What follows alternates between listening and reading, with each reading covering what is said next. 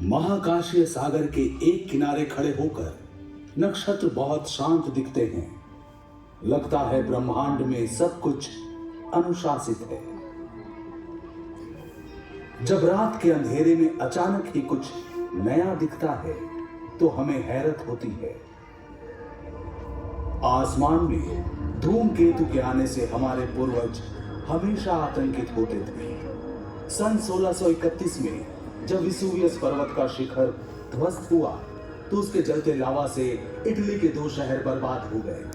उस समय एक धूमकेतु दिखा और इस अजनबी घुसपैठिए को ही इस विनाश और विस्फोट का दोषी माना गया। 1665 ईस्वी में लंदन के लोगों ने प्लेग में हुई मौतों के लिए भी एक धूमकेतु को ही जिम्मेदार माना था। पहले लोग सोचते थे कि ऐसे धूमकेतु अशुभ होते हैं, किसी अनहोनी को जन्म देने वाले। आज हम जानते हैं कि धूमकेतु शुरू में सूर्य की परिक्रमा करने वाली बर्फीली चट्टानों के टुकड़े होते हैं, हमारे सौर मंडल के ग्रहों से काफी दूर। अगर इनमें से कोई सूर्य की गर्मी के नजदीक वाले परिक्रमा पथ में खींचा आता है तो बर्फीली सतह ठोस से गैस बन जाती है। पीछे छोड़ते हैं चट्टान और धूल से भरी मीलों लंबी पूंछ। लेकिन धूमकेतु की पूंछ के चट्टानी टुकड़े, जो उल्का पिंड कहलाते हैं, धरती के वातावरण से टकराएंगे। टकराते ही ये जल उठेंगे। ज्वलंत उल्काओं का स्रोत फूटेगा।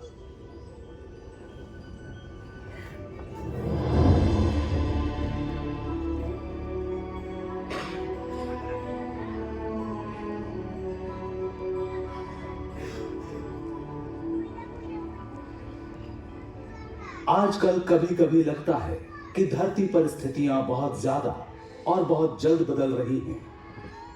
बात सिर्फ धरती की नहीं, ब्रह्मांड में परिवर्तन ही शाश्वत है। नक्षत्र, ग्रह, अन्य निहारिकाएं भी हमेशा गतिशील हैं, हमेशा ही गुरुत्वाकर्षण के चिरस्थायी बल से बंधी हुई हैं। कभी कभी ये आपस में टकरा जाते हैं। ये खतरे की घंटी हो सकता है, लेकिन टक्कर दरअसल फायदेमंद हो सकती है और खूबसूरत भी। चलिए मेरे संग एक सफर पर धरती के करीब और हमारी गैलेक्सी से बहुत दूर। देखिए कि कैसे महाकाश के इन टक्करों ने हमारा अतीत रचा, वर्तमान प्रभावित किया और भविष्य को गढ़ेंगे। हमारे चंद्रमा के जन्म को लेकर कितने सारे सिद्धांत हैं। हाल में वैज्ञानिकों ने एक और सिद्धांत प्रतिपादित किया। समय काल में पीछे चलते हैं 4.5 अरब साल पहले अतीत में, जानते हैं कि उनके अनुसार क्या हुआ था।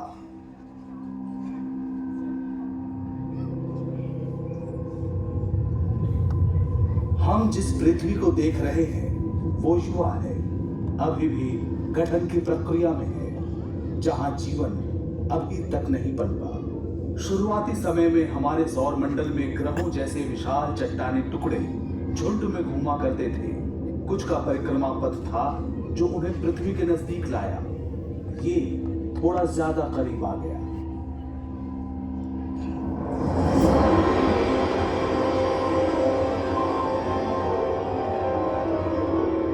इस टक्कर से पृथ्वी लगभग नष्ट हो गई।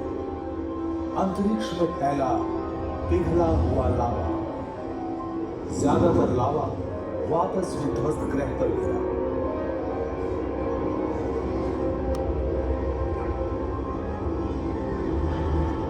बाकी रह गया परिक्रमा पथ में। गुरुत्वाकर्षण के कारण बाहरी महाकाश में नहीं जा पाया।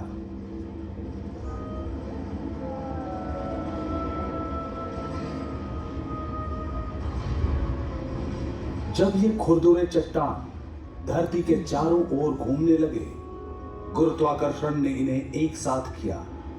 ये टकराते गए, जुड़ते गए, इनका आकार बड़ा होता गया।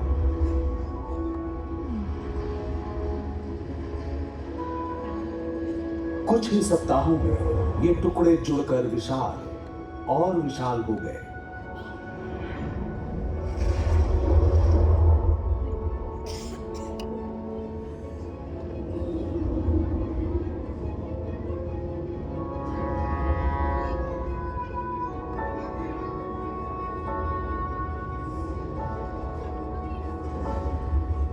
एक महीने से भी कम समय में आकार अविश्वसनीय हो गया।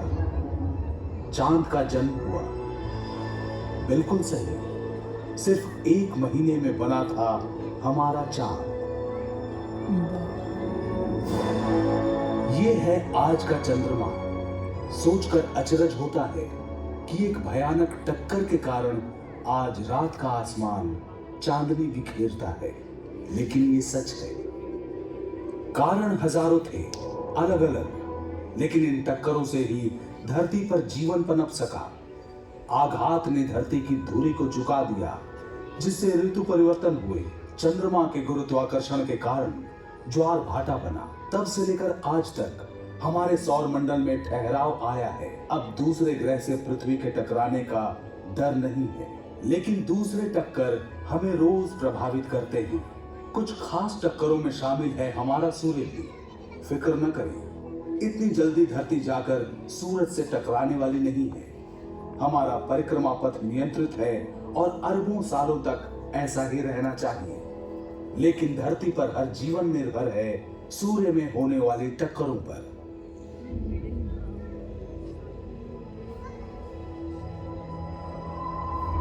सूर्य एक नक्षत्र है, रात को दिखने वाले दूसरे तारों जैसा। बहुत पास है, इसलिए अलग दिखता है। एक बड़ा चमकीला सुनहरा पिंड, लेकिन सूर्य में कुछ भी सुहाना नहीं है। ये जो गहरे निशान देख रहे हैं, सौर धब्बे हैं।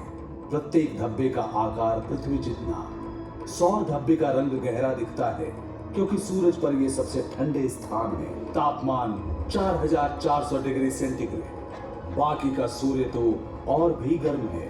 दूसरे नक्षत्रों की तरह सूर्य की ऊर्जा भी सूक्ष्म कणों यानी प्रोटॉन के टकराव से निकलती है। हर सेकंड सूर्य में असंख्य प्रोटॉन टकराते और बुझते रहते हैं, जिससे असीमित परिमाण में ऊर्जा निकलती है। अधिकतर ऊर्जा सूर्य को प्रकाशवान बनाती है। इनमें से कुछ के कारण सूर्य की सतह पर चार्ज कणों की निरंतर धारा बहती है, जिसे सौर पवन कहते हैं, और जो करोड़ों मील प्रति घंटे की रफ्तार से सौर मंडल में निकलती है। या कम अंतराल और तीव्र गति वाली सौर आंधी जो कणों को महाकाश में उड़ा देती है। अभी हम नासा के उपग्रह द्वारा खींची गई सौर आंधी की सच्ची तस्वीरें देख रहे हैं। उसे स्थिर देखा। सौर आंधी का बादल उपग्रह से टकराया और चित्र लेने वाले उपकरण पर छा गया।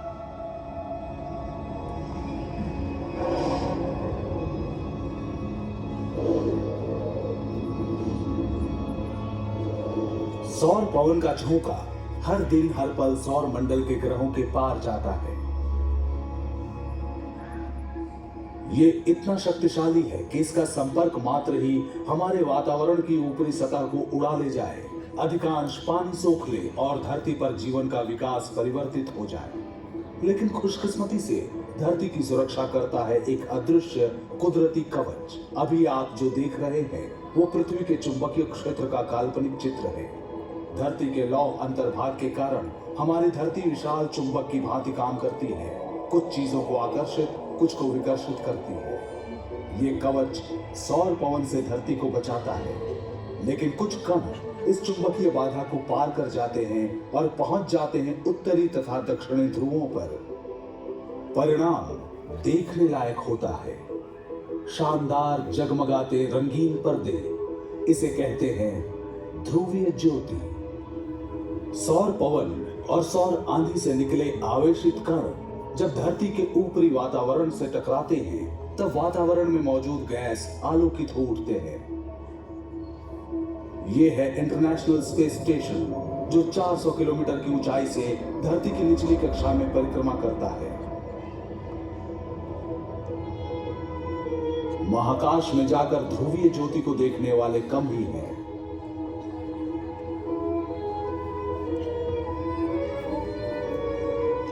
जिस टक्कर के कारण ये ज्योति निकलती है वो धरती की सतह से 100 से 480 किलोमीटर के बीच होती है, जहाजों के उड़ान पथ से भी ऊंचा।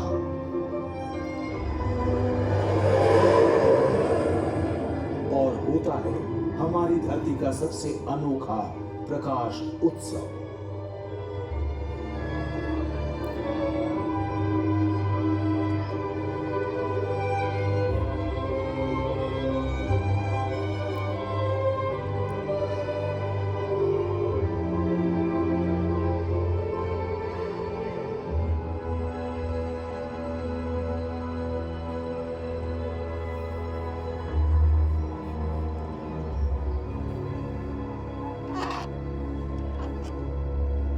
लेकिन जैसा कि हम देख चुके हैं, हर टक्कर का परिणाम खूबसूरत और हानि रहित नहीं होता।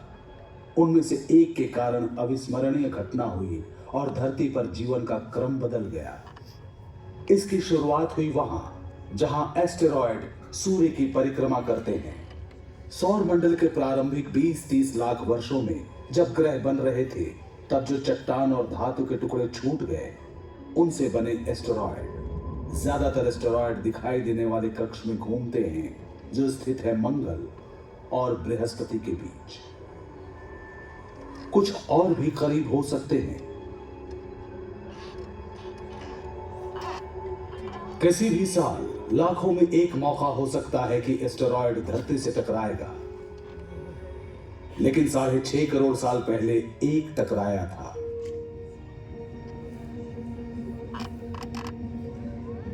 यह लगभग 12 किलोमीटर चौड़ा था, 65,000 किलोमीटर प्रति घंटे की रफ्तार से बढ़ रहा था, सीधा पृथ्वी की ओर। लेकिन हम जिसे जानते हैं, तब पृथ्वी ऐसी नहीं थी। मनुष्यों के अस्तित्व में आने से बहुत पहले, जब विशालकाय डायनासोर्स घुमा करते थे यहां, उनके दुर्भाग्य से सब बदलने वाला था।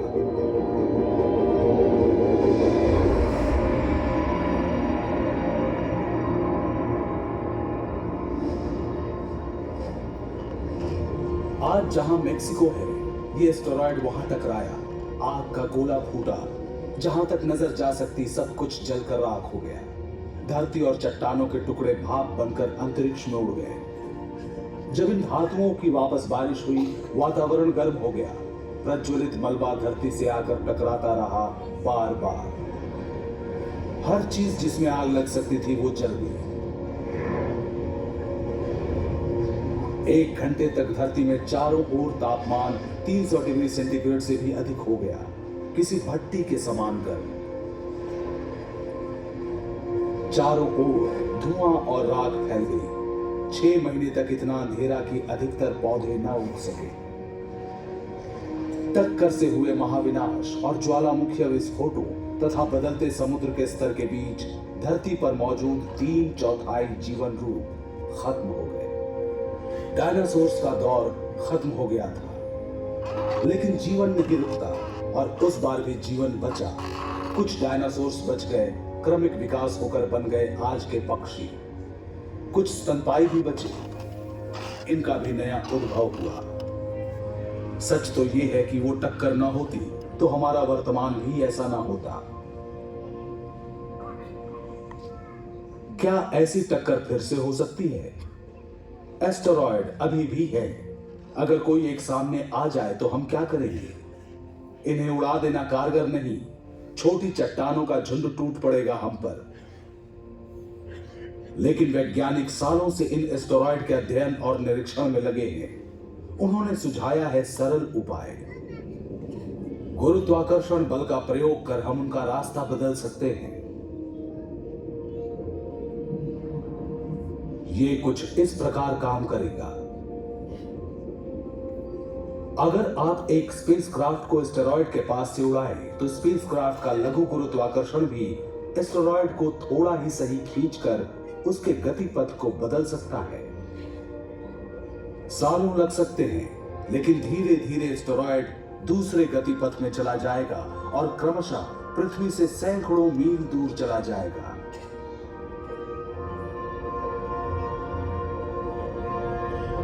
कुछ 100 मील की दूरी भी काफी नहीं है, लेकिन हमारी सुरक्षा के लिए पर्याप्त है।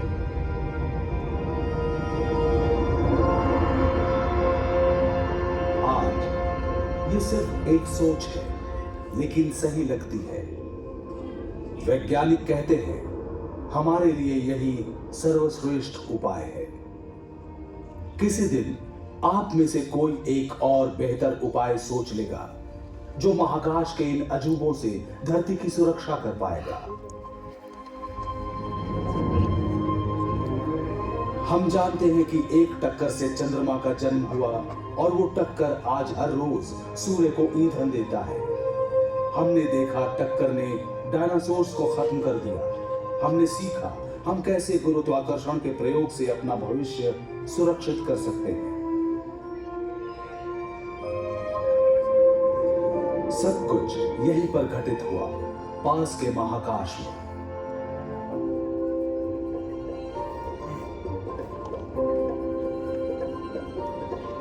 लेकिन बाकी ब्रह्मांड का क्या और भविष्य का क्या? महाकाशीय टक्करों का क्या असर होगा हम पर?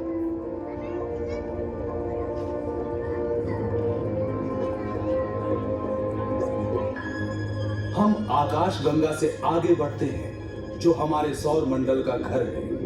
ये आकाश गंगा हजारों अरबों नक्षत्रों और खरबों दूसरे ग्रहों का, साथ साथ गैस और धूल के विशाल समूहों का भी घर है। गैलेक्सी के नक्षत्र एक दूसरे से इतनी दूर हैं कि टकराने की संभावना न्यूनतम है, लेकिन अपवाद तो होते ही हैं। चलिए हमारी गैलेक्सी के मुहाने पर पल भर ठहरते हैं।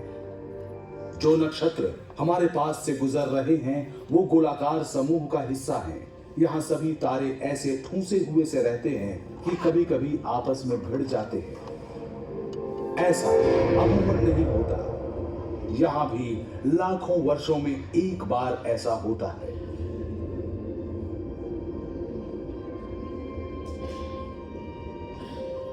चलिए हम आकाश गंगा से निकलते हैं और जल्दी से पूर्वालोकन करते हैं कि हमारी गैलेक्सी, हमारे ब्रह्मांड के भविष्य में क्या है।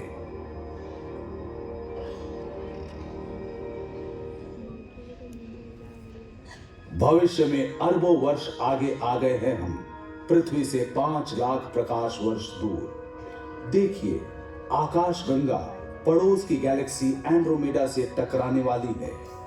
हमने इस दृश्य की गति बढ़ा दी है। आप हर सेकंड में प्रकाश वर्ष की गति से बढ़ रहे हैं। ब्रह्मांड की बाकी चीजों की तरह गैलेक्सी भी भ्रमणशील है। हालांकि एक दूसरे से काफी दूर है, पर गुरुत्वाकर्षण इन्हें बांधे रखता है।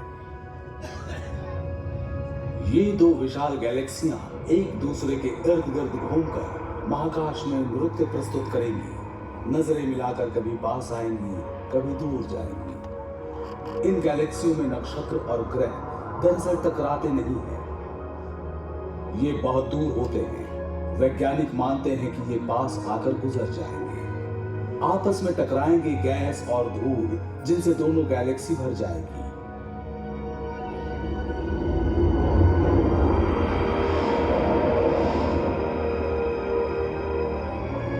और इन टक्करों के कारण जन्मेंगे अनगिनत नक्षत्र और ग्रह।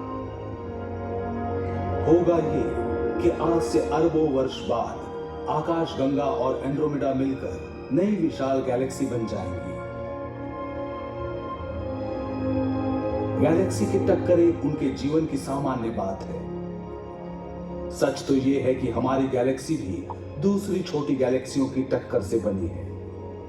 इन टक्करों के बिना आकाश गंगा का अस्तित्व नहीं होता और शायद हम भी नहीं होते।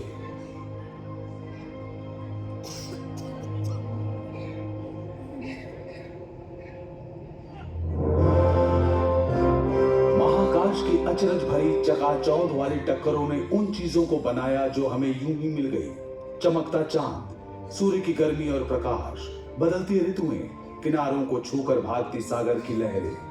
इन टक्करों ने डायनासोर्स को खत्म किया, ब्रह्मांड का नक्शा बदल दिया, गैलेक्सियों को फिर से गढ़ा, नए सितारों, नई दुनियाओं को जन्म दिया। निरंतर विकसित हो रहे विशाल ब्रह्मांड का क्षुद्रतम हिस्सा है हम। कभी लगता है एक छोटे सफर के राही हैं हम, लेकिन हम खोज पर निकले हैं निरंतर बदलते ब्रह्मांड को समझने की कोशिश में। और कुछ नहीं पता कि टकरावों के चलते बनते बिगड़ते इस ब्रह्मांड में हमारी अदम्य जिज्ञासा के कारण अगली बार किस सच से टकराएंगे हम।